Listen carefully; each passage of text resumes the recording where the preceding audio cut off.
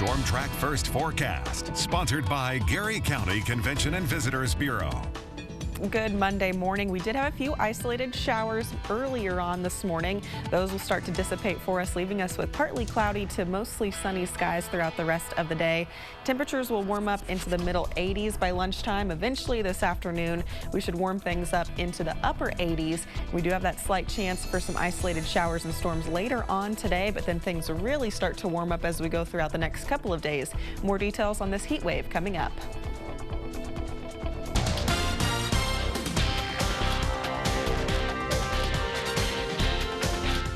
Now at 7, the Stormont Vail Event Center reopening to the public today. The steps they're taking to keep you safe.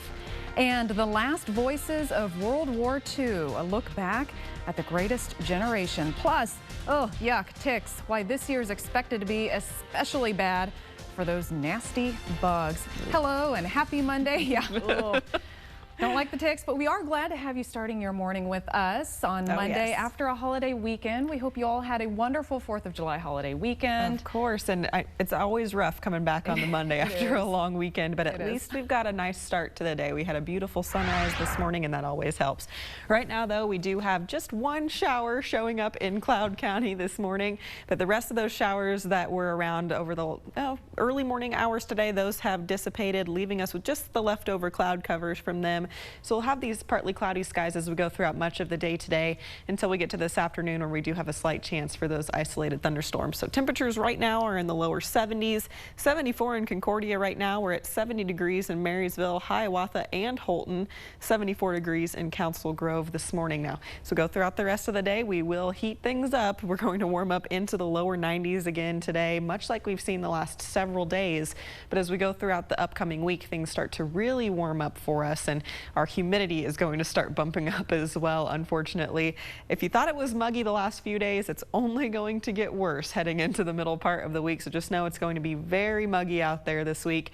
Probably feeling like it's closer to 100 degrees on Wednesday afternoon. We'll talk more about this heat wave coming up, plus a look at your future track.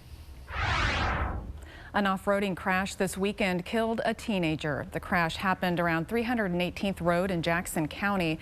The Jackson County Sheriff says a UTV was driving down the road next to another UTV. The driver lost control and overturned, ejecting a 13-year-old who died at the scene. 5 other passengers were taken to Topeka and Sabetha hospitals, some with life-threatening and some with non-life-threatening injuries. The investigation continues. Kansas is surpassing 16,000 coronavirus cases statewide, and in the United States, we're getting close to 3 million cases in total.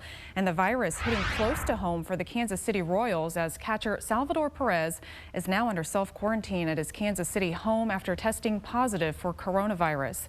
He is asymptomatic. Perez says he feels good and his family is safe because everyone tested negative. It'll take 2 consecutive negative tests for him to be allowed to play. Perez was in Miami the majority of the time when spring training was postponed and for the start of summer camp. Well, Erin May's Shawnee County Commissioner is now joining us live from our remote studio in downtown Topeka. Erin, good morning. Good morning. Thanks for being with us here on this Monday morning. I hope you had a wonderful 4th of July. I did. Thanks for having me. Yes. Well, one of the questions that I was hearing over the weekend, the Spirit of Kansas fireworks display was recently moved to September. And so the question is, why was the event moved so close to the event with just a couple days to go? Well, we had made the decision several weeks ago that we were going to have the event, and a lot of that had to do with buying the fireworks, that we had to put an order in for the fireworks or not. And so we, at that time, our case numbers were pretty low. We decided to go ahead and buy the fireworks. We thought we could proceed, but then ultimately what happened is all of the other surrounding communities canceled their shows, and so emergency management had speculated that there were going to be approximately 25,000 people there. We also were not running the buses this year that we have in the past for traffic control, and then we've also got construction on 29th Street. So we were worried about the logistics of the event. We were also concerned, and this is my concern, is that we have a mass gathering limit of 2,000 people right now in Shawnee County, and had we proceeded with that event, I was afraid it would send a message to people that the rules do not apply to the government, that we're asking everyone else to abide by. Well, you're looking at some dates in September. Has one been settled on yet? No, we haven't settled on one. Some options would be Labor Day weekend. 9/11 Remembrance was thrown out there as well. I've gotten some emails from folks that are concerned that that date might not be appropriate. So we're probably looking somewhere around Labor Day weekend, maybe Veterans Day. I believe that's a weeknight though. So we'll find out. I don't know. We've got to work things through. Okay, well, stay tuned for that. And on Thursday, the commission rejected Governor Laura Kelly's order to mandate masks. And so I'm curious, what was the thought process behind that and your decision to instead move forward with developing other standards for Shawnee County?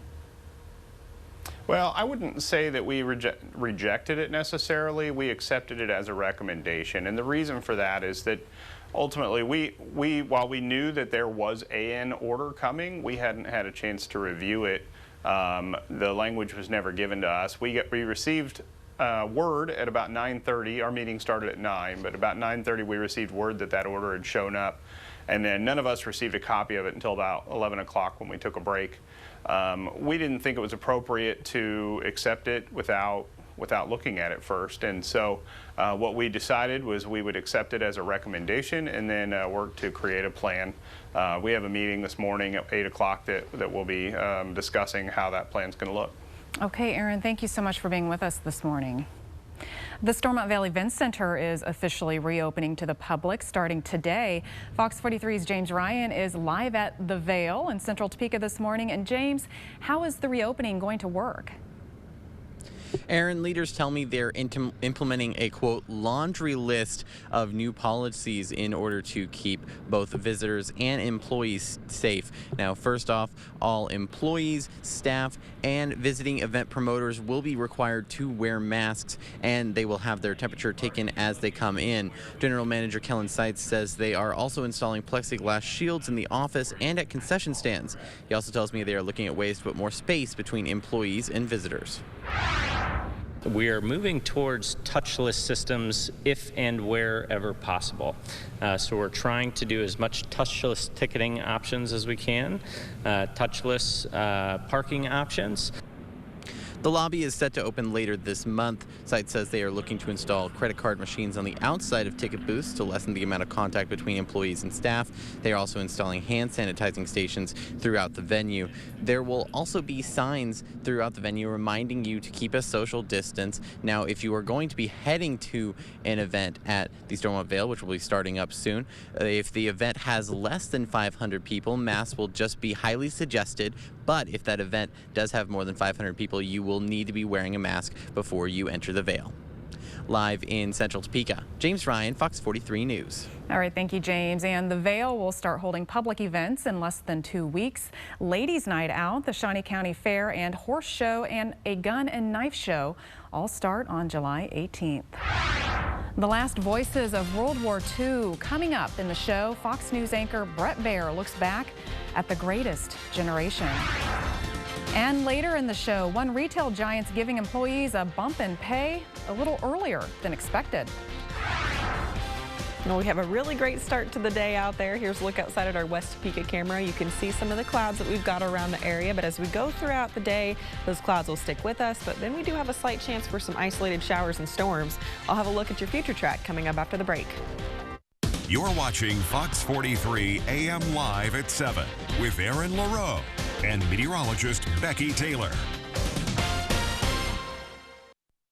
The Pledge of Allegiance is an expression of patriotism and commitment to our country. I pledge allegiance to the flag of the United States of America and to the republic for which it stands, one nation, under God, indivisible, with liberty and justice for all. The Daily Pledge is sponsored by DeBackers Heating and Cooling. The 4th of July marks the day the United States declared its independence, but the fight for freedom didn't end in the 1700s. Through many wars and centuries, the battle for freedom continued, and with assistance from the National Geographic, Fox News anchor Brett Baer looks back at the greatest generation who helped win World War II 75 years ago. They are among the last surviving voices of the Second World War. I never thought that I'd have the chance to actually train and become a pilot, but World War II came along. Every word I'm going to tell you, there's no make-believe or anything. And whether you like it or not, it's going to be the truth. The stories of these two veterans and others are chronicled in National Geographic's coverage of the 75th anniversary of the end of World War II in their June 2020 issue. That quarter-century milestone is being celebrated across the globe. From a military parade in Moscow's Red Square to celebrate the victory over Nazi Germany, to multiple commemorations this year at D.C.'s Memorial to the War on the National Mall. The U.S. Department of Veterans Affairs estimates that about 300,000 American World War II veterans are still alive. Yet with that number declining every year, capturing their stories is more critical than ever. Harry Stewart served with the Tuskegee Airmen. Just 10 of the famed Tuskegee Airmen remain today. Just felt as though I was meant to be in an airplane. I got so it felt as though the aircraft was an extension of my body. I felt as though my arms were the wings. He says he wants the Tuskegee Airmen to be remembered as good citizens who helped protect their country during a time of need, even in the face of discrimination. It was quite a thing because people had wondered, well, these guys had been segregated all the time, and, you know, how do they fly? Are they good pilots, you know? The answer is yes. Yeah. After post-war budget cuts forced Stewart out of the Air Force, he was denied a position as a commercial pilot with Pan American and Trans World Airlines because of his race. When I got out of the service, I applied with a couple of airlines as a pilot, and I was denied being accepted because of my color.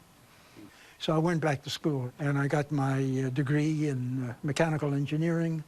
As the years passed, I would go to the airport there and I'd look in the cockpit, and lo and behold, there's African Americans sitting behind the controls there, ready to fly the aircraft.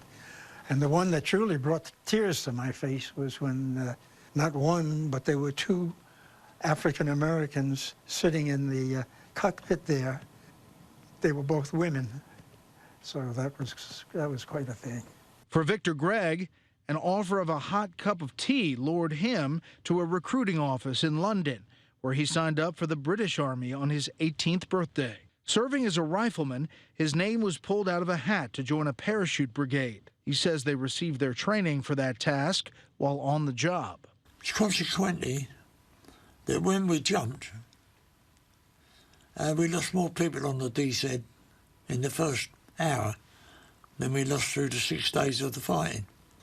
Out of the 460 who jumped, there was only about 180, I think. All the rest were dead.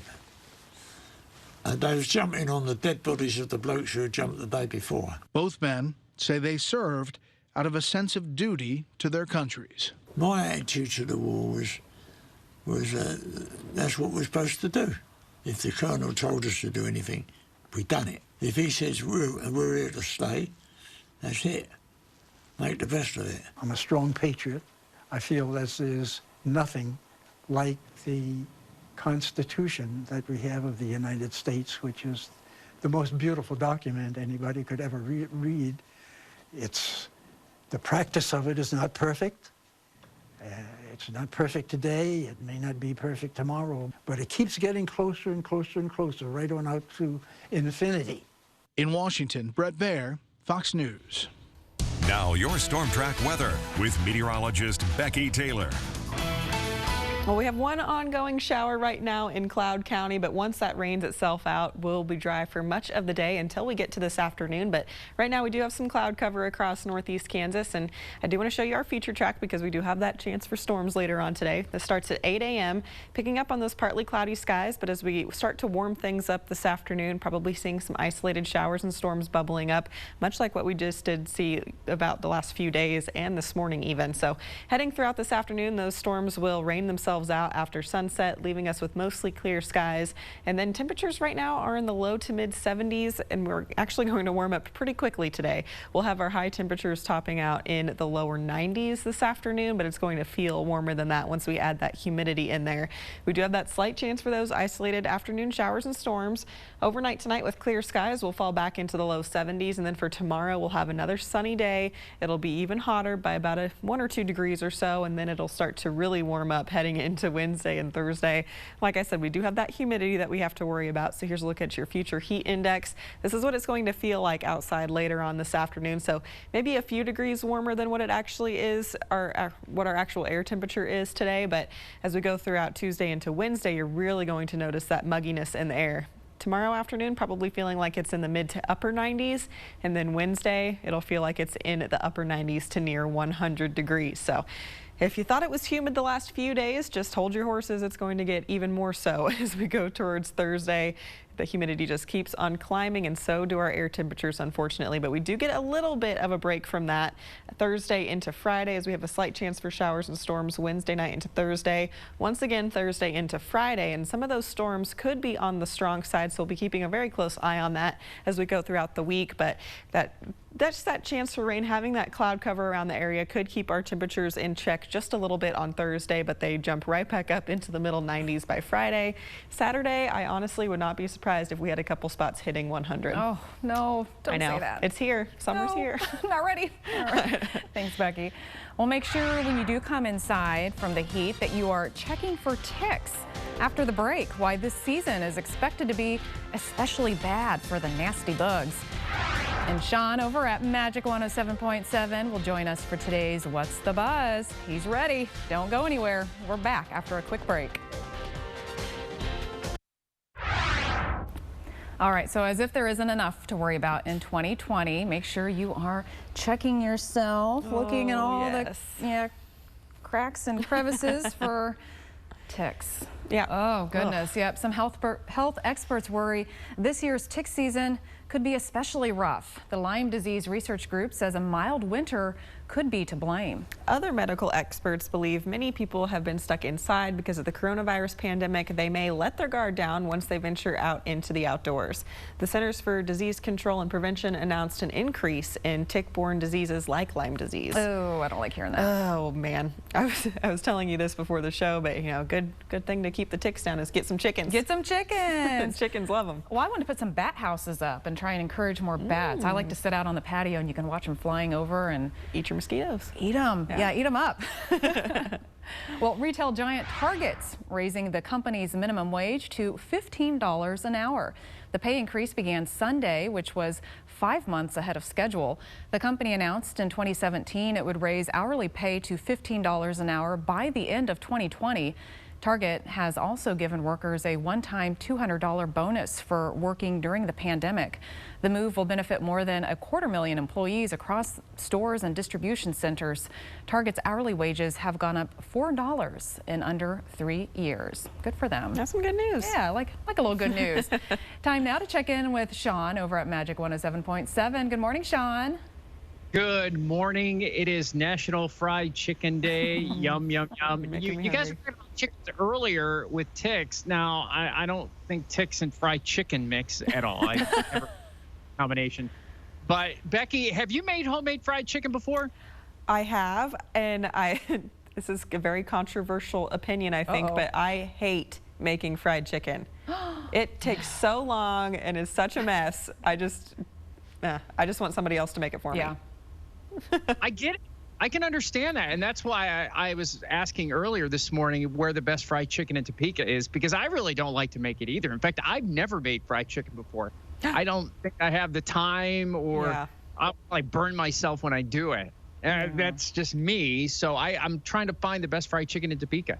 Yeah, I don't have the patience for it either. But what have you heard? Because I would love to go try some fried chicken. Me too. Oh, I love fried chicken. You know, I haven't really heard anything. I do know this one thing, though. When I was living in Illinois, because I lived there pretty much my whole life, fried chicken is like popular everywhere, including supper clubs. For $6 and $7, you can go get it on like a Wednesday night. And I mean, we're talking huge pieces, and you know, the breast and the wings and the thigh. I mean, every single piece of chicken is great. So enjoy it today. Go out and have some fun. Go out and enjoy the fried chicken, no matter where it may be. I might have to make it today, just because. Fried chicken and some mashed potatoes. Yeah. Ooh, sounds good to me. Oh, that sounds so good. Oh, don't forget the biscuits. Oh, the biscuits. Yes, good call. And a little bit of honey. Yeah. All right. We'll see you tomorrow, Sean. Bye, Sean. Take care, guys. Bye. Bye-bye. I'm hungry now. Me too. And my gosh, it is going to be very hot out there, so maybe you don't want to be standing in front of a hot oven today. I don't know. We have temperatures warming up into the low 90s today. A slight chance for some isolated thunderstorms this afternoon, but the heat is really on for the rest of the week. I'll have one final look at your 7-day forecast coming up. So we were talking about fried chicken. Well, now we're going to talk about hot dogs. And many of us probably enjoyed a few hot dogs over the holiday weekend, some more than others. It was a record-breaking year at the 104th annual Nathan's Hot Dog Eating Contest. Mickey Sudo claimed her 7th hot dog eating contest title, winning the women's division of the competition with 48.5 hot dogs and buns. Ooh. Oh. Joey Chestnut won his 13th title, eating 75 hot dogs and buns. This year's competition taking place in an indoor area without any fans, obviously because of the coronavirus pandemic. The contest is held every year on Independence Day at Nathan's Original and Best Known Restaurant in Coney Island, New York. And that makes my stomach hurt. Me too. Ooh. I don't know how they do that and stay as thin as they are. They are, yes. I don't get it. That's a good question. We do have some very hot weather coming up this week. We'll have a slight chance for storms this afternoon, and then things warm up for the end of the week with another chance for rain Thursday night into Friday. Saturday looks to be the hottest day of the next 7. Hot, hot, hot. We're in summer for sure. We are. It's here. All right. Well, thanks for sharing part of your morning with us. Have a wonderful day. We'll see you back here tomorrow at 7.